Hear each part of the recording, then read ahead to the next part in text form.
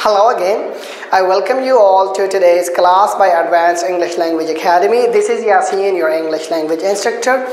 Today we're going to talk about the psychology of learning English. Now this class is going to be very helpful for those students who are learning English as a second language and for those who are teaching English as a second language. So in this class we will discuss three terms, we'll talk about three terms, but we will discuss one term briefly. So this is not going to be a class of psychology. We're not going to talk about the psychological aspects of these terms. We're just going to talk about how these terms or how these states of minds are involved in learning English. So first of all, let me talk about the conscious mind, the subconscious mind, and the unconscious mind. So the subconscious mind is our topic for today, and I'll just give a touch to the conscious mind and the unconscious mind. So basically these are states of mind. Conscious mind means that, for example, I'm aware of what is happening around me. My hand is moving like this. This hand is moving. I'm talking. I'm recording a video. I am delivering a lecture or whatever I'm doing. So these things are happening consciously, right? And then the unconscious mind. So unconscious mind are most of the times our suppressive thoughts, mostly what we are afraid of and what we wish. Okay, so we don't give it energy when we are conscious. So when we are sleeping and we are not conscious, so our dreams are most of the times fears and desires. But the most important state of mind is the subconscious mind while learning English.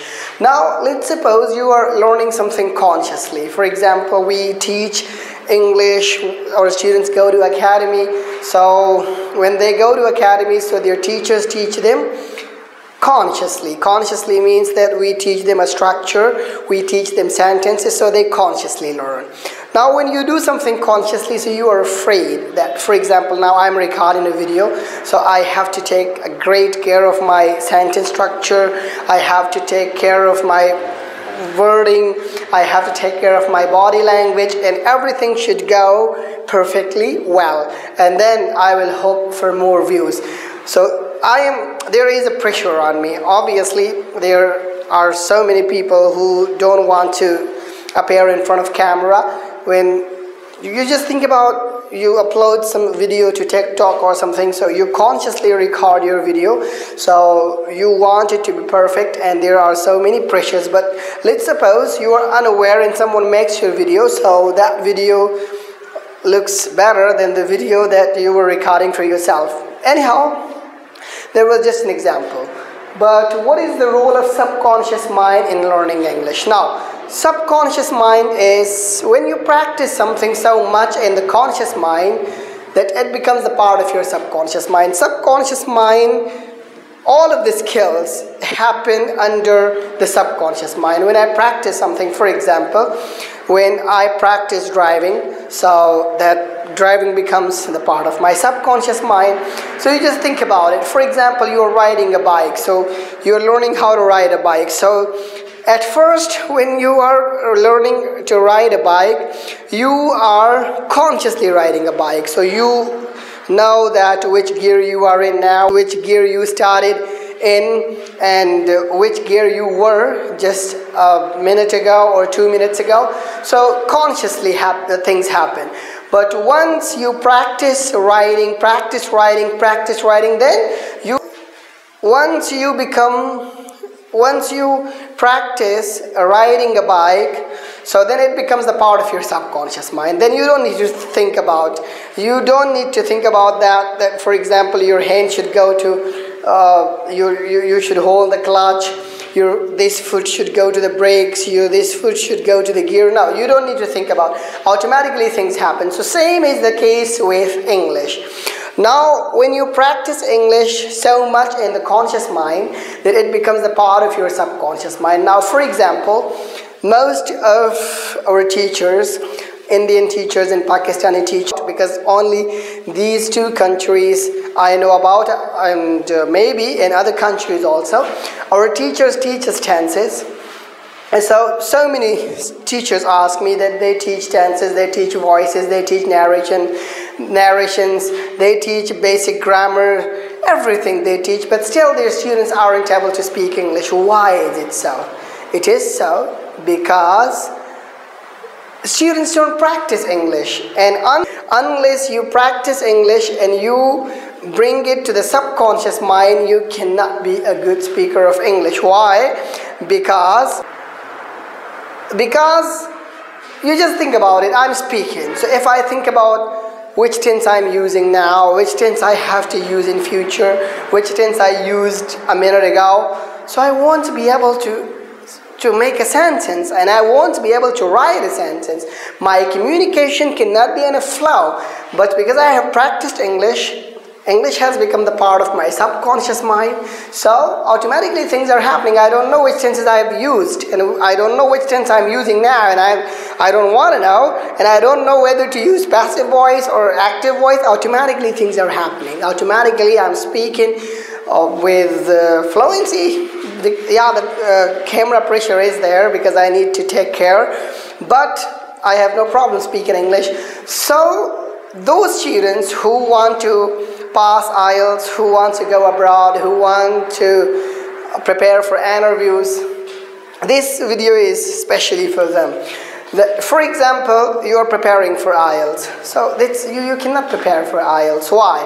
Because, for example, someone asks, I have the passport. For example, I have the passport and someone asks me to show it to him or her, so I will just take it out of my pocket and I'll just give it to him or her. But if I don't have a passport and someone teaches me how to show a passport, so will it work? It won't work. So what I want to say that until English becomes the part of your subconscious mind and you can get full command over it. For example, I practice English and English becomes the part of my subconscious mind. So for example, you want to test me, you want to take a test, you want to conduct a test, or whatever you want to do. You want to test my English, come and I will just show you how good I can speak, so that's not a problem, okay? But if I don't know English and someone teaches me the tips for IELTS, someone teaches me the tips for an interview, that's not going to work, is it? Why? Because, for example, I taught you about the daily habits and daily routines, and you went to the test, and in the test they asked you the essay about something else. So you will fail automatically. So my message is learn English, make it the part of your subconscious mind, and once English becomes the part of your subconscious mind, then you have no issues. Because when you learn driving, you can never forget it. When you learn swimming, you can never forget it. But if I teach you how to swim in certain situations, so for example, I can manage to swim in a small river and someone asks me to swim in the ocean, so I won't be able to swim there. But if I know swimming, I can swim anywhere. Swimming is not a problem for me. So same is the case with English. Make it the part of your subconscious mind. Practice it in the conscious mind. Practice it so much that it becomes a part of your subconscious mind. Moreover, if I'm an instructor or other teachers are watching my video, so they should make an environment where students only speak English. When there is practice only, teaching shouldn't be there shouldn't be too much teaching. Allow the students to speak, no problem, correct their mistakes, go to them, instruct them. But when they practice English in the conscious mind, it becomes a part of their subconscious mind, so they won't have any problem. So that's what I wanted to say. The role of subconscious in learning English.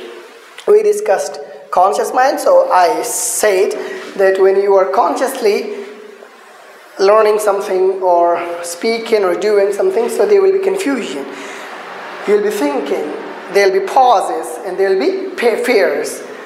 But when you practice English and practice anything you practice, so after practice, that thing becomes the part of your subconscious mind, and when you are doing that, demonstrating that, so you have no fear.